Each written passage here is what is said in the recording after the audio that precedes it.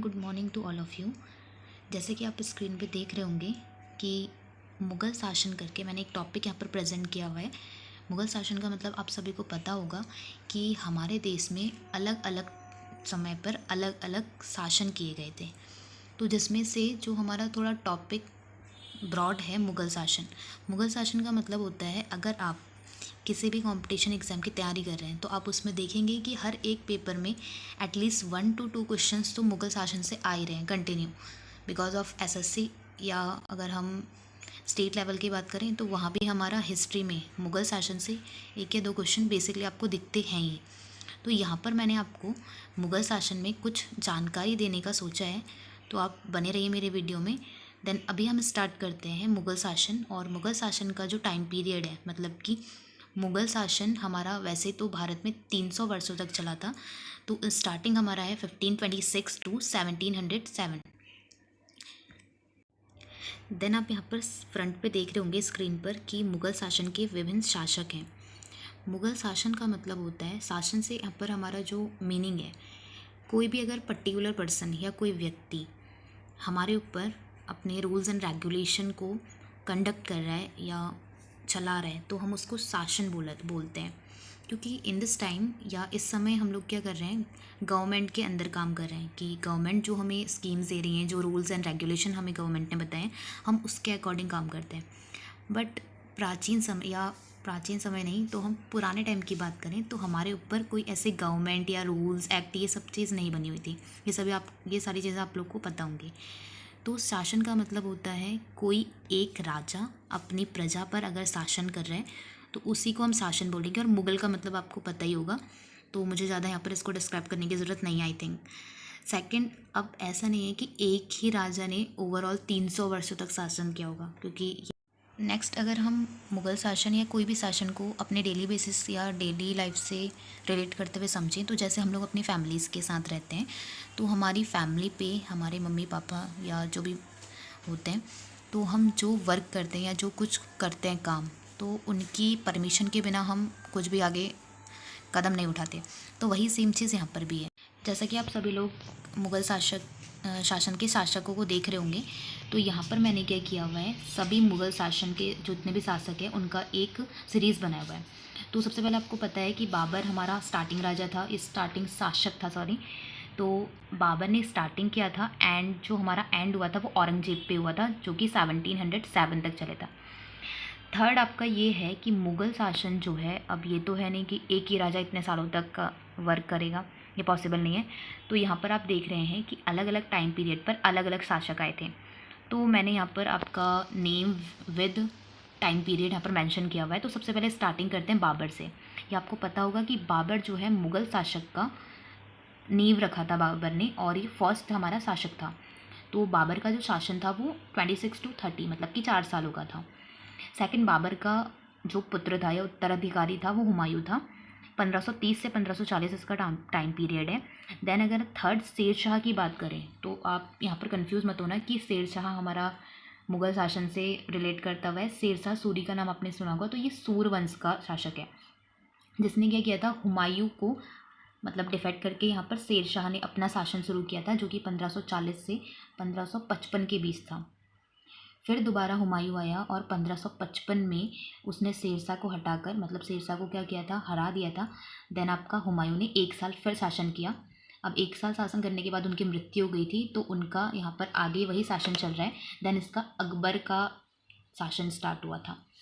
तो अकबर ने जो शासन स्टार्ट किया है वो 1556 से 1605 तक का है। अकबर के बाद जहांगीर का जो शासन स्टार्ट हुआ था वो 1605 से 1627 के बीच का था। फिर आए थे शाहजहाँ ने 1627 से 1657 के बीच शासन किया था। एंड लास्ट वन औरंगजेब 1658 से 1707 के बीच।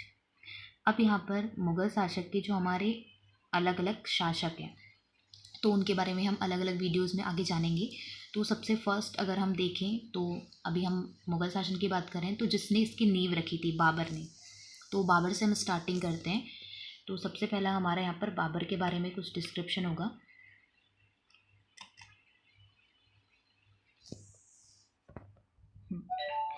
तो बाबर 1526 टू 1530, मैंने आपको पहले बता दिया कि इसका 4 साल का शासन था।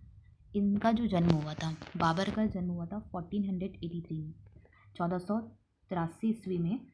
इसके पिता का नाम था उमर शेख मिर्ज़ा, जो कि मैंने यहाँ पर मेंशन किया हुआ है। इनके पिता का नाम उमर शेख मिर्ज़ा था, जिसने फरगाना राज्य पे शासन किया था। फरगाना उस टाइम पर एक छोटा सा, जैसे अभी हम लोग के राज्य होते हैं उसी टाइप से एक राज्य था फरगाना। तो वहाँ पर शासन किया था बाबर के पिता उमर शेख ने। सेकंड, बाबर फरगाना की गद्दी पर 8 जून 1494 ईस्वी में बैठा था। जब उनके पिता के नेक्स्ट बाबर क्या किया था, बाबर ने यहाँ पर अपना शासन शुरू किया था, जो कि था 1494 से स्टार्ट। नेक्स्ट, बाबर को 1507 ईस्वी में बादशाह की उपाधि दी गई। 1507 में, 1494 में वो क्या किया, फरगाना की गद्दी पे बैठा, और 1507 में उसे बादशाह की उपाधि दी गई। उपाधि आपको पता होगा कि जैसे इस टाइम पर अलग अलग शासक को अलग अलग टाइप की उपाधि दी गई थी। तो सबसे पहले बाबर की अगर हम बात करें तो उसको बादशाह की उपाधि दी गई। हम जानते हैं ना बादशाह के नेम से, तो बादशाह के नेम से हम बाबर को जानते हैं, तो बादशाह एक उपाधि हो गई यहाँ पर हमारी। थर्ड यहाँ पर हमारा लिखा हुआ है, यह चंगेज खां या वह तैमूर का वंशज था। तो चंगेज खां। और नेक्स्ट, बाबर की जानकारी को लेकर आगे बढ़ते हैं। तो आप देख रहे हैं कि बाबर के 4 पुत्र थे, एक हुमायूं, कामरान, अस्करी और हिंदल। हुमायूं का जो डिस्क्रिप्शन है वो तो हम आगे भी देखेंगे, बट बाकी 3 का इतना कुछ ब्रॉड कंसेप्ट है नहीं। तो आगे बढ़ते हैं। बाबर को कलंदर की उपाधि दी गई। मतलब कि उपाधि मैंने आपको आगे बता दिया है कि अलग अलग राज्यों को अलग अलग उपाधि दी गई थी। तो उसी तरह बाबर को कलंदर की उपाधि और बादशाह की उपाधि दी गई है। बाबर ने 5 बार भारत पर आक्रमण किया था, जिसमें उसे सफलता मिली।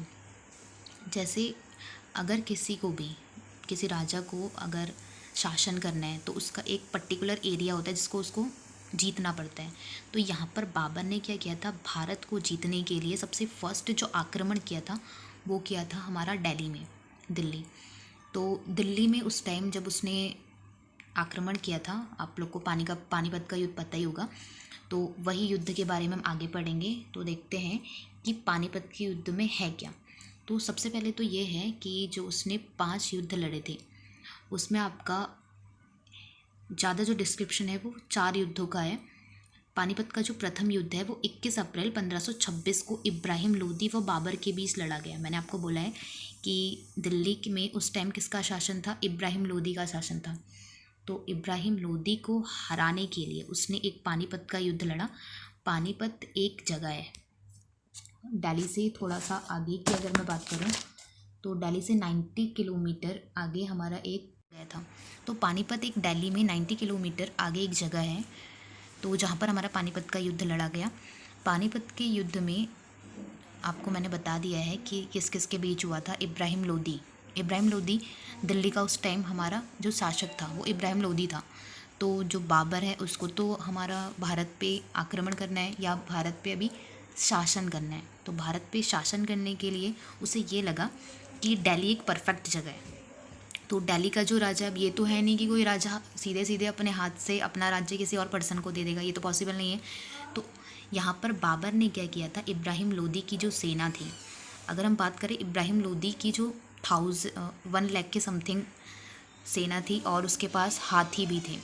तो हाथी सेना और 1 लाख के समथिंग उसके पर्सन्स की सेना थी। तो यहाँ पर क्या है, इतनी बड़ी सेना को बाबर को हराना इतना पॉसिबल नहीं था। तो थोड़ा डरा हुआ था, बट बाबर के जो शासक थे, चाहे वो कम है, लिमिटेड हैं, बट वो परफेक्ट थे। तो यहाँ पर क्या हुआ, इब्राहिम लोदी को बाबर ने हरा दिया, क्योंकि इब्राहिम लोदी की जो सेना में हाथी हैं, जब तोपें चली तो हाथी क्या करा, हाथी ने वो हाइपर हो गए। जैसे नॉर्मल सी बात है कि अगर जिस पर्सन को या जिसको अभी तक ऐसी चीज़ें कभी कुछ सुनाई नहीं दी हैं तो वो थोड़ा सा हाइपर हो जाता है। तो इब्राहिम लोदी की सेना को ही उसके हाथियों ने क्या किया, हरा दिया या मार दिया बोलेंगे तो उससे क्या हुआ, बाबर इस युद्ध को जीत गया। और युद्ध को जीतने के बाद उसके हाथ में दिल्ली की सल्तनत आ गई, मतलब दिल्ली उसके हाथ में आ गया। सेकंड युद्ध की अगर हम बात करें तो खानवा का युद्ध है, 17 मार्च 1527 को ये युद्ध हुआ था। युद्ध में राणा सांगा और बाबर दोनों शामिल थे। राणा सांगा को बाबर ने हरा दिया था और राणा सांगा की जो मृत्यु हुई थी वो हुई थी 1928 में। 1928 में राणा सांगे की मृत्यु हो गई थी जहर देने के कारण, किसी ने उनको जहर दे दिया था जिसके कारण उनकी मृत्यु हो गई थी। थर्ड युद्ध है चंदेरी का युद्ध। 29 जनवरी 1528 को मेदिनी रॉय और बाबर के बीच ये युद्ध हुआ था। और फोर्थ है हमारा घाघरा का युद्ध, 6 मई 1529 अफगान व बाबर के बीच। चारों ही युद्ध में बाबर की विजय हुई थी। अब आप ये सोचेंगे कि जो हमारा बाबर है, बाबर ने तो 5 युद्ध लड़े, तो यहाँ पर तो डिस्क्रिप्शन सिर्फ 4 युद्ध का दिया हुआ है। तो जो एक युद्ध है, या हम बोलें कि भारत के विरुद्ध जो उसने फर्स्ट आक्रमण किया था वो 1519 में किया था, एक यूसुफ जाति थी उसके खिलाफ। तो इसमें उसने क्या किया था, बाजौर और भीरा पर अपना अधिकार किया था। तो फर्स्ट ये हो गया। देन 4 जो हमारे यहाँ पर युद्ध हैं वो आपके सामने मैंने यहाँ पर डिस्क्राइब किए हुए हैं। Next, thanks for watching my video. अगर आपको वीडियो पसंद आई है तो आप लाइक कीजिएगा एंड शेयर कीजिए एंड सब्सक्राइब कीजिए, जिससे कि मुझे थोड़ा मोटिवेशन मिले कि मैं आगे ऐसी वीडियोस बना सकूं। Thank you so much.